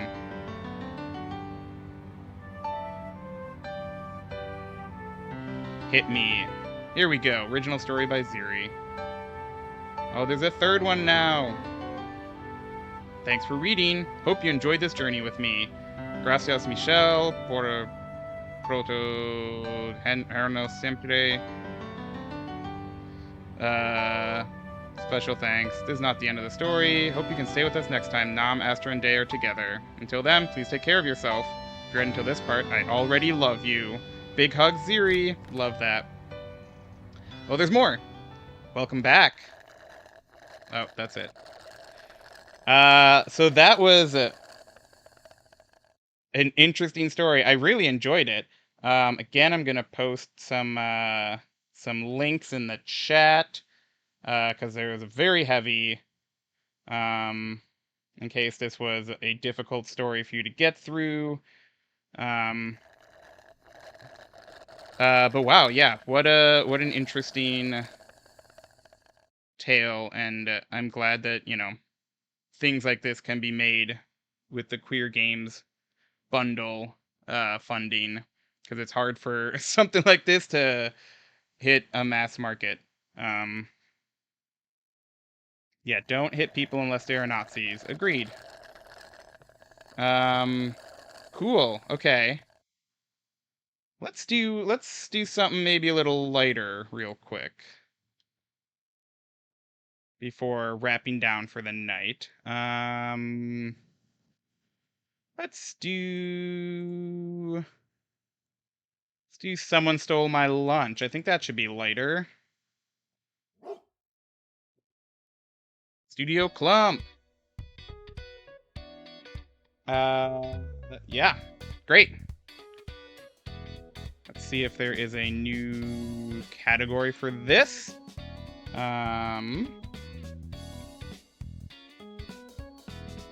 There is. Here we go. Do I roulette these games? No. I go through and pick the ones that I want to play. There's not like a serious process. It's more just I've gone through the entire bundle and picked out ones that, like, I've had like different tiers of ones that are like, okay, here's ones that I'm definitely interested in playing. There's also some that are like are not appropriate for stream because of explicit sexual content, which is against Twitch terms of service. And some are, you know, zines and things like that, which I'm not going to play on stream, but are still good. And then, I don't know, from that I like look at different, I try to like build different sets of games to play each stream, that things that might go together. So, let's do it! Someone stole my lunch! The door opens with a jingle as I walk in. This must be management's doing again. They said it's to improve morale when we're too busy to head outside. But what type of cafe only has one coffee machine? They didn't even provide us with any coffee filters. I'm tempted to tip over the nearby trash can, but decide against it. The janitors are on the same sinking boat as us. This is too real. My only saving grace is lunchtime. And today is special! Any other day I would have gone out into the big city and treated myself at a local bistro. However, a new project sprung up, and I've been forced to stay inside during lunch. My weary coworkers also have to live this type of life, suffering from malnutrition and gastritis. But why should I suffer alongside them? What awaits me behind these fridge doors is my masterpiece, my katsudon. The night before, I flattened up the plumpest pork loin, breaded it in the crispiest panko, and deep-fried it using the finest oils and spices from my pantry. Double fried to perfection, then smothered in beaten eggs, sweet onions, and homemade tonkatsu sauce, all atop a steaming bowl of fluffy rice. Saliva dribbles down as I imagine my fork piercing through the skin to reveal its soft white meat inside. Oh, it's unfortunate I couldn't eat it fresh off the stove, but at least the microwave here is more competent than the company's infrastructure. With a happy hum, I walk over to open the fridge. The shelves are emptier around this time, so I easily spot my bowl. Despite the bowl's innocent pink coloring, it's from a prestigious lunchbox brand. My food deserves the best, of course. I pick up my cute bowl, but I notice something off. Sauce stains the sides of the bowl's lip. Did I spill it on the way to work? Now that I think about it, it's much lighter than it was this morning. With trepidation, I unclip the lid. It's gone! My thick cut of fried pork, my egg slurry of dashi and soft onions, my fluffy steamed rice. All gone. Only a light brown puddle and some rice grains remain. Is this the work of a thief? Wait, no, I shouldn't be doubting my coworkers. Maybe someone took my lunch by mistake? But this morning I only saw clear Tupperware containers. How could anyone mistake my lunch for theirs? Did someone steal my lunch? My stomach gurgles painfully. It tells me that my decision to skip breakfast was a foolish one. And my phone alarm goes off. My 15-minute break is about to end. What should I do about this thief? Ooh, quit your job. I'm sick of this. I'm sick of everything in this damn company. Something snaps inside me as I run over to the coffee machine. I rip it off the wall and toss it to the ground. The trash can is next.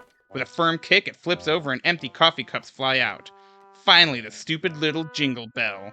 I yank it off the door's hinge and aim it squarely at the Employee of the Month frame on the wall. My breathing is haggard and my back is covered in sweat. Sedentary office workers can only do so much. I stomp to my cubicle and hastily write up my 2 weeks' notice to Human Resources.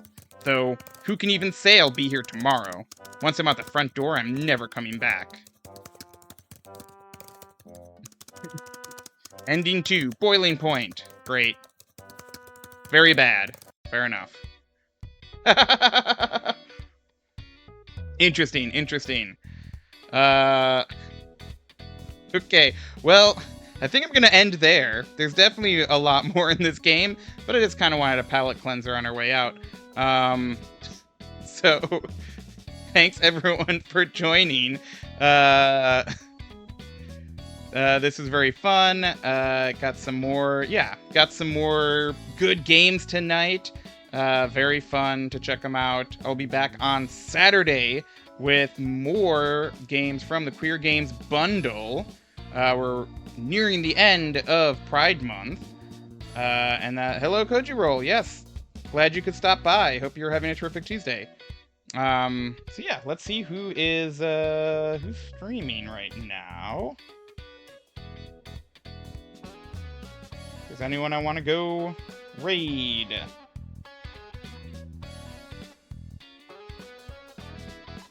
I don't know, let's go raid Queerty Gamers.